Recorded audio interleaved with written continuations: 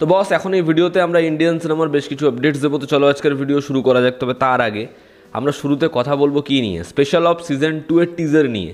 Suddenly টিজারটা চলে এলো, আমি তো আশাই করিনি, এবং 30 সেকেন্ডের টিজার একটু বড় হতে পারতো। তবে হিম্মত সিংকে দেখার পরে এত ভালো লাগলো। দেখো বস, আমি কিন্তু স্পেশাল অপসের ফ্যান, আমার কিন্তু হিম্মত সিং ক্যারেক্টারটা হেভি লেগেছিলো, এবং 1.5-এ ওর যে ব্যাক স্টোরিটা ছিল সেটা এতটা ব্যাপকভাবে ডিজাইন করা, আমরা ওরকম কিছু আশাই করি। বন্ধুর জন্য ওর কর্তৃত্ব, তো আমি তো সিজন 2 এর জন্য মুখিয়ে রয়েছি। এবং সেই সময় নীরজ পান্ডে কি ভালো ভালো কাজ করছিল, একদিকে খাকি বানাচ্ছে, একদিকে সে স্পেশাল অপস বানাচ্ছে।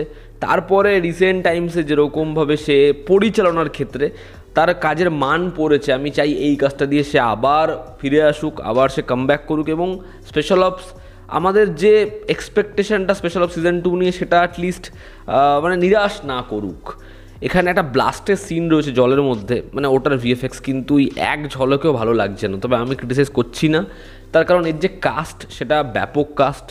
মানে সেখানে কে কে মেননকে যদি সরিয়েও রাখি, সেখানে অর্জুন বলি, সেখানে প্রকাশ রাজ বলি, সেখানে বিনয় পাঠক বলি, ওর যে টিমটা খুব ভালো লাগছে। দেখার ছবিটা হয় কেমন, অ্যাকশন প্যাক থ্রিলিং যেরকম হয়েছিল স্পেশাল অপস, এবং ওই হাই নোটে শোটা শেষ হওয়া, আমার মনে হয় গল্পটাকে একটা অন্যই ওয়ে দেবে। কারণ আমরা যা প্রেডিক্ট করেছিলাম ওরকম কিছু হবে বলে তো মনে হয় না। দেখার এতদিন পর, এত বছর পর আসছে সিজন 2, কেমন হয় সিজন 2, সেটা কি আমাদের এক্সপেকটেশন ফুলফিল করতে পারে, দেখার সেটা।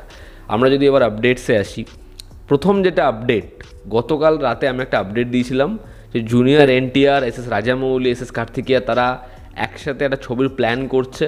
সেটা হচ্ছে দাদা সাহেব ফালকের বায়োপিক, এবং রাজামৌলি সেই ছবিটা ক্রিয়েটিভলি ইনভলভ থাকবে।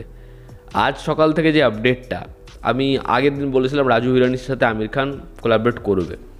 রাজু হিরানির সাথে আমির খানের যে কাজটা নিয়ে কথা চলছে সেটাও এই একই বায়োপিকের। হ্যাঁ, দাদা সাহেব ফালকের একটা নয় দুটো বায়োপিক হতে চলেছে, একটা সাউথে একটা নর্থে। আমির খানকে নিয়ে রাজু হিরানি সেই বায়োপিকটাই করার প্ল্যান করছে। তো এবার দেখার জুনিয়র এনটিআর অভিনীত বায়োপিক না আমির খান অভিনীত বায়োপিক, কোন বায়োপিকটা আগে আসে, এবং কে, যেহেতু দুটো টিমই ব্যাপক টিম, রাজু হিরানির টিম, রাজামৌলির টিম, দেখার কে যথাযথভাবে অ্যাপ্রোপ্রিয়েটভাবে সেই ছবিটা বানায়। আমি তো খুব এক্সাইটেড দাদা সাহেব ফালকের বায়োপিকে, দেখা যাক কাকে আমরা দেখতে পাই। আমরা যদি পরবর্তী আপডেটে আসি, তো দ্য কিং ছবিটার কাস্টে একের পর এক নাম তো যুক্ত হয়েই যাচ্ছে। ওয়েলকাম টু দ্য জঙ্গলে যেমন একটা হিউজ কাস্ট, এখন দ্য কিংয়ের ক্ষেত্রেও ঠিক ওরকমই একটা কাস্ট। আমরা 2 থেকে 3 দিন আগে আপডেট দিলাম এই ছবিতে মেন্টারের চরিত্র দেখতে পাবো আমরা অনিল কাপুরকে। লেটেস্ট আপডেট ওয়াইজ এই ছবির কাস্টে আরও একজন নিজের নাম লিখিয়েছে, সেটা হচ্ছে জগ্গু দাদা, হ্যাঁ জ্যাকি শ্রফ। সে এই ছবিতে কাস্টের মধ্যে অন্যতম। এবার দেখার ত্রিমূর্তির এই কাস্ট, অর্থাৎ অনিল কাপুর, জ্যাকি দাদা আর শাহরুখ খান, তাদেরকে এত বছর পর একসাথে দেখা যাবে, সেটা অডিয়েন্সের জন্য কতটা মজার হয়, ক্যারেক্টারগুলো কতটা ছাপ ফেলতে পারে, দেখার চরিত্রগুলো হয় কেমন, এবং এই যে প্রত্যেকটা ক্যারেক্টারকে এরকমভাবে নেওয়া, তাদের কীরকমভাবে ব্যবহার করে সিদ্ধার্থ। পরবর্তী দুটো আপডেট রাজা সাহাব নিয়ে। প্রবাসে রাজা সাহাবের প্রথম যেটা আপডেট সেটা হচ্ছে এই ছবিটার টিজার আসবে একটা, সেই টিজারের ডাবিং হবে শনিবার দিন। এবং প্রভাসের যে টিম রয়েছে তারা এই ছবির ভিএফএক্সের কিছু কাজে অখুশি, ফলে প্রভাসের টিম এবং ছবির পরিচালক মারুথি তারা ছবির বহু সিন রিশুট করতে চলেছে যেগুলো ভিএফএক্স হেভি।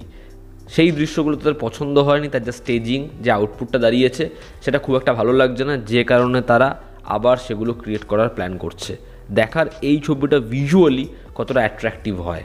পরবর্তী যেটা আপডেট সেটা হচ্ছে নো এন্ট্রি 2, সেই ছবিটার সমস্যা।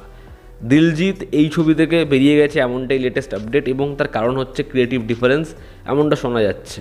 বনি কাপুরকে বিষয়টা জিজ্ঞাসা করা হলে সে বলে যে না, ক্রিয়েটিভ ডিফারেন্স কিছু হয়নি, আর ডেটের সমস্যা হচ্ছে, তারা সেটা ঠিক করার চেষ্টা করছে, ঠিক হয়ে যাবে। তবে যেরকম যে শোনা যাচ্ছে দিলজিৎ নো এন্ট্রি সিকুয়াল থেকে বেরিয়ে গেছে, এবং হয়তো নতুন কোনো কাস্টকে আমরা ছবির সাথে জুড়তে দেখব, বা দেখা যাক দিলজিতের সাথে নেগোশিয়েট করে সব কিছু ঠিকঠাক করা যায় কি না। পরবর্তী যেটা আপডেট সেটা হচ্ছে ফারহান আখতারের ডন 3 নিয়ে। এই ছবিটার প্রি প্রোডাকশনের কাজ শুরু হয়েছে, সমস্ত সব কিছু ঠিক থাকলে এ বছরের সেপ্টেম্বর থেকে এই ছবিটা ফ্লোরে যাবে, এবং ছবিটা একটা লম্বা শিডিউলে কাজ হবে। 2026-এর একটা বড় ইভেন্টে ছবিটা রিলিজ প্ল্যান করছে মেকার্সরা। দেখার বিক্রান্ত মেসি ভার্সেস রণবীর সিং হয় কেমন, এবং আজকের অন্তিম যেটা আপডেট আশিকি 3 না এটা টাইটেল নয়, সেই ছবিটার 70-80% শ্যুট ডান।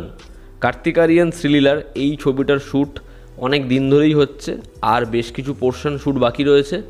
সেটা কমপ্লিট হওয়ার আগেই ছবিটার একটা টিজার ড্রপ করা হবে, যেটা ছবিটার যে টাইটেল সেটা রিভিল করবে। এবার সেই টিজারের কাজ শুরু হয়েছে এবং আগামী 4 সপ্তাহের মধ্যে এই ছবিটার একটা টিজার আসতে পারে। দেখার ছবির টাইটেলটা কতটা অ্যাট্রাকটিভ হয়, অডিয়েন্সের অ্যাটেনশনটাকে টাইটেলটা কাটতে পারে। তো এই ছিল আজকের লেটেস্ট আপডেট। এতে তোমাদের কি অপিনিয়ন জানিও। জনতা আমাদের পাশে আছে। আবার দেখা হচ্ছে। Take care.